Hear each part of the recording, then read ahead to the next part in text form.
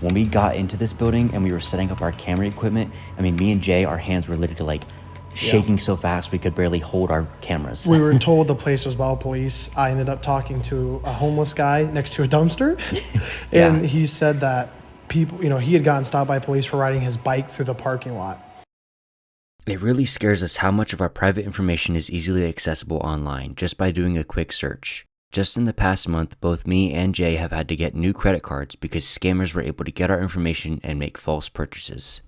Data brokers sell your information to scammers, spammers, and anyone else who may want to target you. Your full name, email, home address, health records, and your relatives, it's all out there. That's why we've been using Aura, the sponsor of today's video. Aura shows me which data brokers are selling my information and automatically submits opt-out requests for me. Just from signing up for Aura and entering my basic information, they found 14 websites that were selling my info and immediately submitted opt-out requests for all of them. Cleaning up my information not only helps reduce the amount of spam I get, but it protects me from hackers who could use this information to help them access my social media accounts, bank accounts, or other sensitive information. Aura also does so much to protect me and my family from online threats I can't see. I get other features like antivirus, VPN, password management, parental controls, identity theft insurance, and more without having to download several different apps. It's really easy to set up, and best of all, I get everything at one affordable price. You may already have one or two of these tools already, but not having Aura is like locking the front door and leaving the back door wide open. Aura is always on, doing the hard work of keeping me safe so I can focus on other tasks with peace of mind. I value my privacy and I value yours. You can go to aura.com/decayingace to start your 2-week free trial. Also linked below in the description. Welcome back to Untold Urbex. This is the second episode.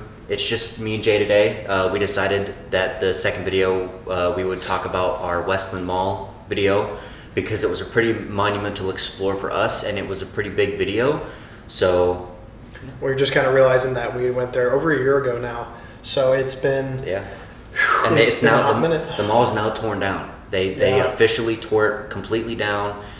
I think last month. We have, for example, Lazarus, which is a division of Federated Department Stores. Do you know how long ago this video was made? You can find that you found this? You can find New York City, 80s. You can find Filene. Because I'm pretty sure it was they were doing an interview with this guy that's talking. So I'm pretty sure it was 80s. Brutal. I will say, I am kind of upset because the studio where they filmed this TV show was still there at the mall. They just repurposed it and used it for different things, and we missed it. But I'm telling you, like, I know where it was. It was right across from that Finish Line store with the gate, and there was that big wall, and we looked in, and there was a bunch of props and stuff, and it was all moldy, and we were like, yeah, we're already there. We don't have our masks, we don't really want to walk in here. Right. That was the studio area. And we didn't, like, if I knew that, I would have gone in there. Which I don't think is like something that people realize, when we go into buildings, you see 20-minute videos, and we're there for 2 to 5 hours, depending, you miss stuff, it happens, you're tired, and it just kind of, it's easy to walk past stores, and we've missed arcades, we've missed huge parts of buildings, and and we were down a guy too, which is why Todd's not here. Actually, it was just me and Tommy. So when you're missing part of someone, missing someone from the group, it definitely adds to the time. There's extra things we need to make sure we capture. Right. And so we mentioned parents being overprotective. Right, what other problems we got up here? This was our group that was going to complain. Pardon me? Smoking. Smoking? Mm-hmm. Your parents smoke? Yeah.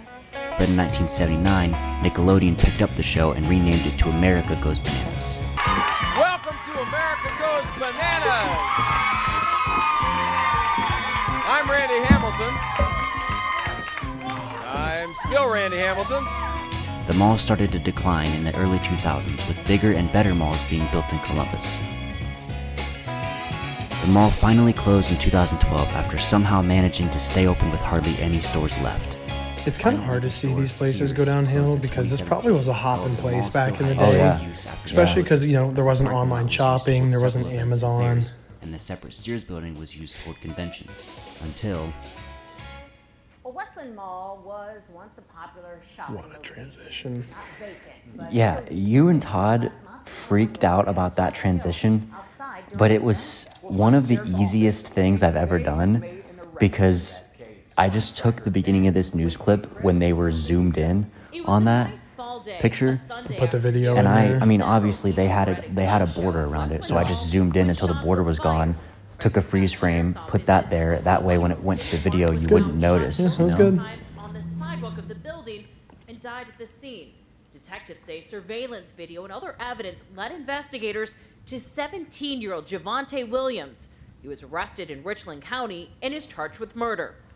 What appeared to be 3 guns, 2 shooters started firing upon our victim, and our victim took off running. And after he fell to the ground, after being shot from running, someone exited the vehicle, walked up, and executed him.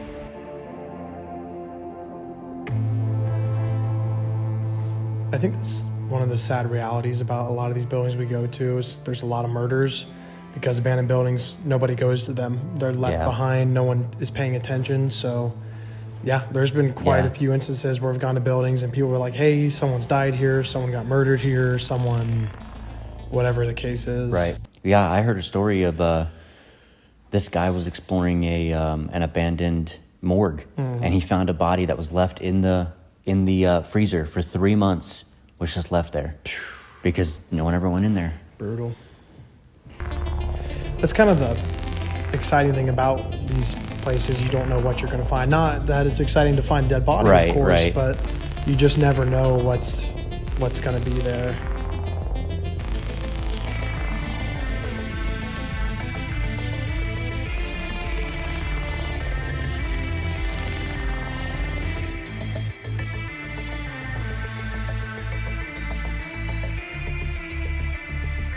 I remember being so proud of this B-roll.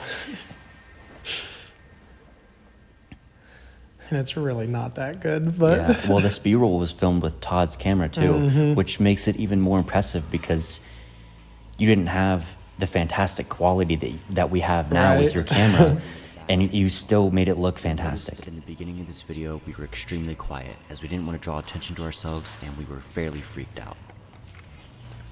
Yeah, that's a good point too, because when we got into this building, I don't know if we touch on it, but when we got into this building and we were setting up our camera equipment, I mean, me and Jay, our hands were literally like shaking so fast we could barely hold our cameras. We were told the place was well police. I ended up talking to a homeless guy next to a dumpster, and he said that people, he had gotten stopped by police for riding his bike through the parking lot.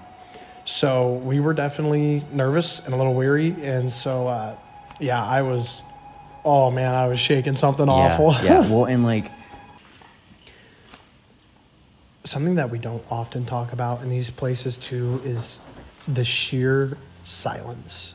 I mean, it is, they're so quiet, and it's terrifying because every little crack, every droplet of water, every time you step on a wrapper, it echoes through the whole building. Yeah, and that's something too, like people comment on our videos like this one, and they'll say, why are you whispering? You don't need to whisper. And they get mad at us for whispering, but when you're in there, even a whisper sounds like you're yelling. I mean, the sound reverberates off of everything, and when you're trying not to get caught, even us whispering in here, we were like freaking out. We think there's power here, but we don't want to flip any switches just because we don't want to, cause anything bad to happen. So, looks like this was an old photo place though. Oh yeah, look at all the backdrops. It was kind of interesting too. You'll see that the floors of a lot of these places were soaking wet, and then other places were completely dry, where the water damage had gotten in, and other places it wasn't touched at all. Just chilling right there. Crazy. Oh, that was something you filmed. You sounded like Todd right there. We also missed the escalator in this place, which I'm so upset about. Yeah. But was that underwater? No, it was just in that. It was in that the one store that we didn't go in because we looked in the door and we were like, oh yeah, it's empty. Like we don't need to go in there. Come check this out. Do you see this? Look at the floor. I don't know if you can pick it if the camera picks it up, but it's a big bubble. I feel like we've run into that in a lot of places too, where these floors will get pushed together. That was weird for me though, because normally we see it with like wooden floors, because the wood, you know, it swells when there's water and stuff. So but like with I don't know what was underneath the carpet, of course. I guess it could be wood, but I don't know. Yeah, I don't know. But yeah, the amount of times I've tripped over huge humps like that walking through buildings, you just don't even see it. It's always in the gym too, because you're just you're like, oh yeah, I got this, and then you trip constantly.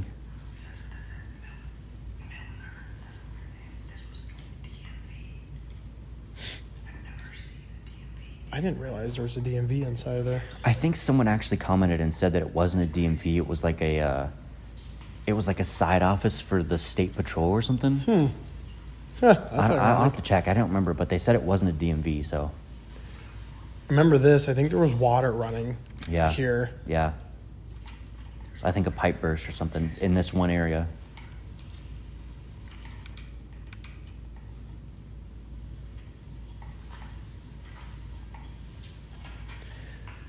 Which we've run into a lot too in the past. We've had a couple of churches. We walked in a room of a church and there was I forgot water about spraying that. all over us. We all got wet. Yeah.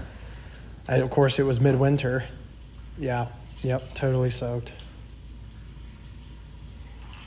Yeah. Thinking back on that, the church that was in, I'm surprised the water was still running. I mean, it was abandoned for like 20 years. It was cold. You figure the pipes would freeze, Right. which maybe that's why they blew, is because they were frozen up. But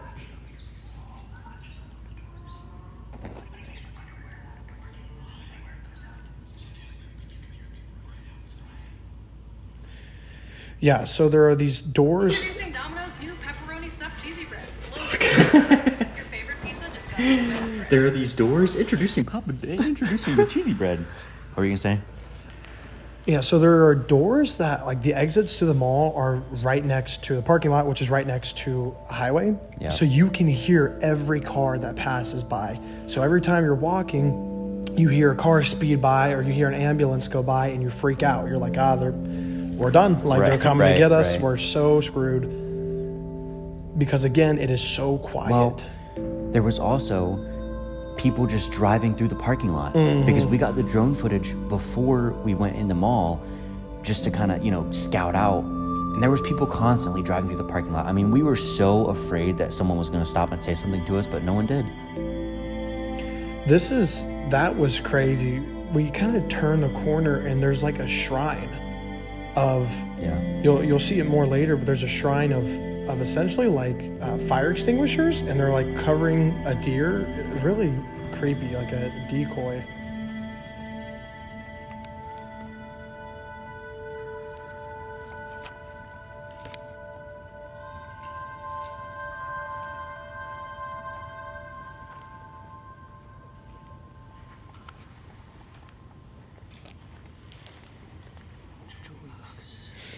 The jewelry room was pretty cool. Everything was, of course, stolen out from it. It was all gone. But this jewelry room reminded me so much of The Last of Us. I loved cool. because it was like the level of decay and overgrowth in that. I mean, that's one of the areas that had a lot of water damage.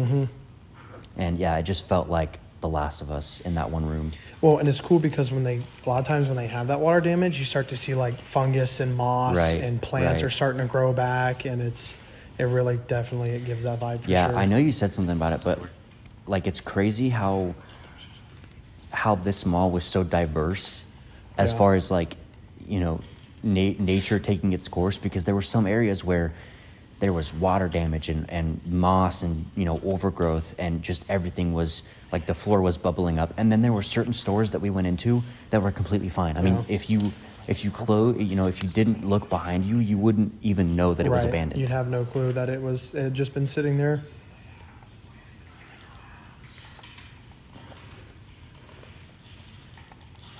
Like just right there. So the hallways are starting to get green. They're mossy. You take a few more steps and it doesn't. There's nothing there anymore.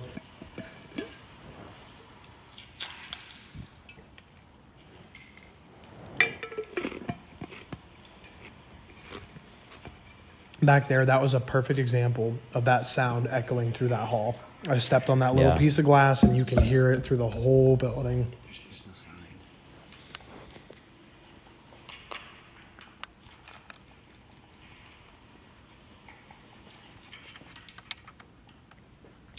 I think there's something to be said too about going into these buildings where it's absolute darkness. I mean, obviously there's, places where the natural light comes through, but in these stores, when you walk in and there's no light on, you can't see your hand in front of your face. I mean, it's so dark in the back areas of those rooms.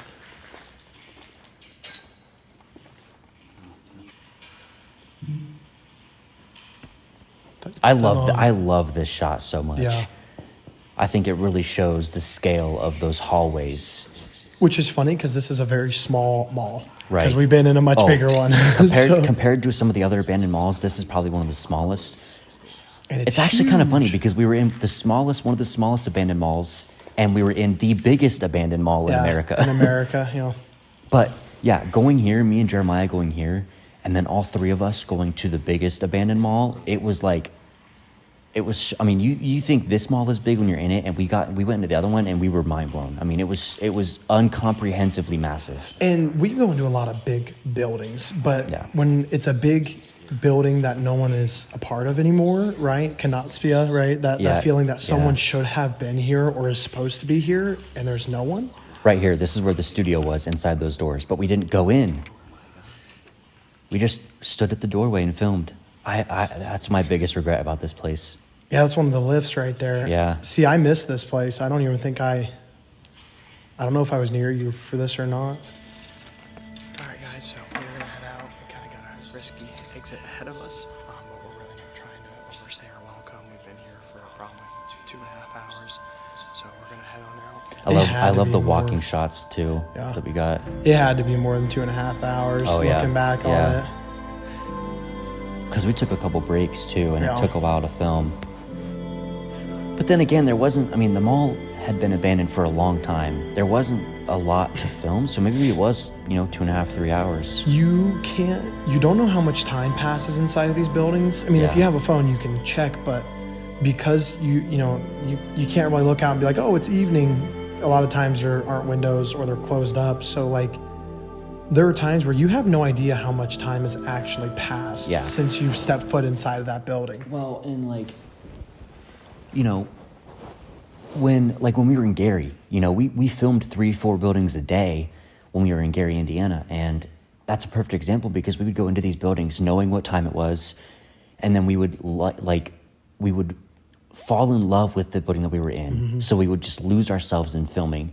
We'd leave the building and we'd check, and it had been 3 hours. And we were like it felt like we were in there for an hour. How has it been 3, It's just such a unique chance to explore these places because you just don't know what you're going to find. It's new every time, and you always find stuff that you're either like, oh, that's great, or oh, that's kind of terrifying. Yeah. Anyways, I think we can end it there, yeah? Yeah.